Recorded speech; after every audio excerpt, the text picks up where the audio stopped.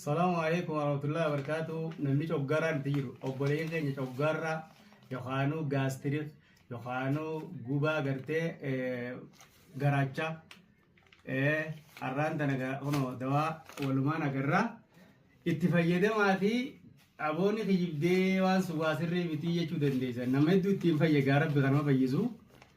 نما كما أول نما هدو تنفاية دوا خنا غا دلوني اماتيس بيغي اتياليوني في غرتيوان دا غرتيوني في قرطاده دلوني اماتيس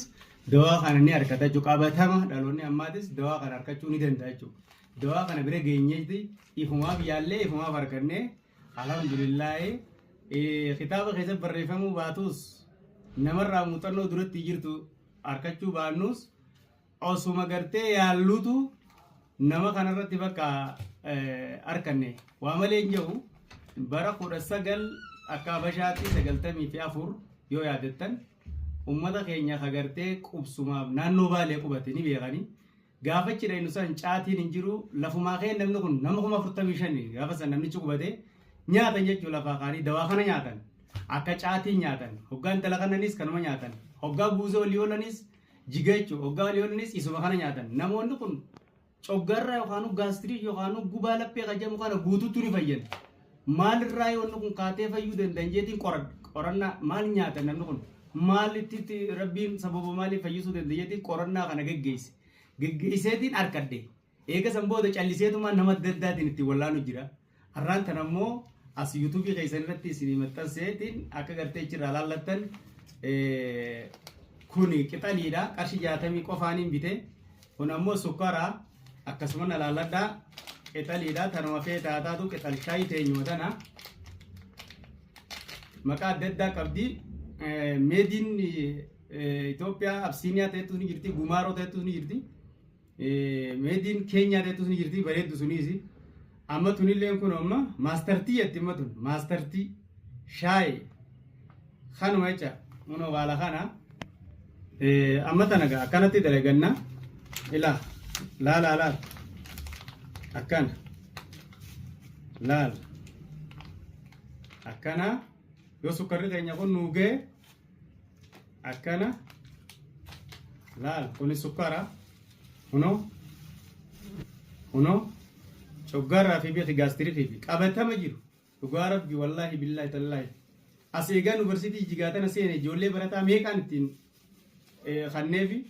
ittiin fayyanii dawaa kana hin dhoysu yeeti maal godhuuf hin dhoysa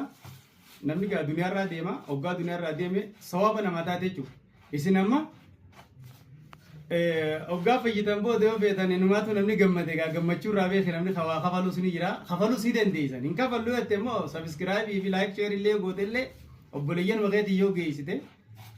bakka sunuu kanaa kafaluudhaan yoo na taate kunoo akkana fakkaatti akkatti walitti ariirratee uummanni keenya sun gaafa baalee galee akkana nyaatan dubbisaa warra baalee jiru ni beekani maaltu gaastiriik si fayyisee maaltu coggarraa si fayyisee jetteen hin beekan ammoo isiitan akkana nyaachuu turan guuzaa adda addaa irratti sargii adda addaa irratti akkana godhanii kunoo bismillah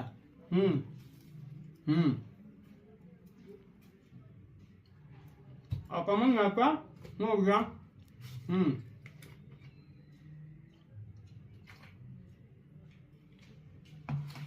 Rumah nyaatan gaa osoo inni birraa guyyaa kana wadaanyiis akka jira hoggaa intala kananis hoggaa guuzoo olanis hoggaa uruu hin ta'ini abaluu fi siraabsa jedhanii uummanni kun walumaa akkan boodarra kadur daabboo nyaatu garaan gubatu kadur buna dhugu garaan oolu numa fayyan maaliif fayyuu danda'an jedheetiin qoradhee jala deemeetiin qoradhee waa malee miti uummanni kun kan rabbiin itti fayyisee dawaa kana baruun qaba jeen eega san booda isii tana fuudhee akka waliin naqee nama gaastee naguba akkanatti bakka naguba nyaadhu bakka bunoon dhuge daabboon dhuge naguba nama jiru isii tana walitti daddalageetti fakkan hanga nama 5 fi 6 hoggaan godhu ni fayye namni eega san booda kanumaan namaa isa jechuudha kun amma sadarkaa tokkoffaa irratti dawaadha jechuudha amma keessattuu ijoolleen teenya takka karaa Saudi Arabiyaa kana faadha ijoollee gartee maali boon isaan qaban sun shuhaar warra qabu jiru shuhaar nama sangoomsu kana qamaan jaanka biraan naagaa sheer godhaati akkasii kun olaan ilkee qofa irraa firaa shoo'aytanii hoggaanii fi nyaatan kun ilkee qofatti kattee diimini tokko nama dhalata kana hoggaa mirqaantee booda mirqaana yoo taate yeroo keenya isin soobu taltaataan siin jee mirqaana nagayaa kasakaraan nu osoo hin ta'in amma caatiin faan oowwaan uumaa siin godhu yoo bule immoo dhugaa rabbi caatii lamaaf sadii bulee faan qabina.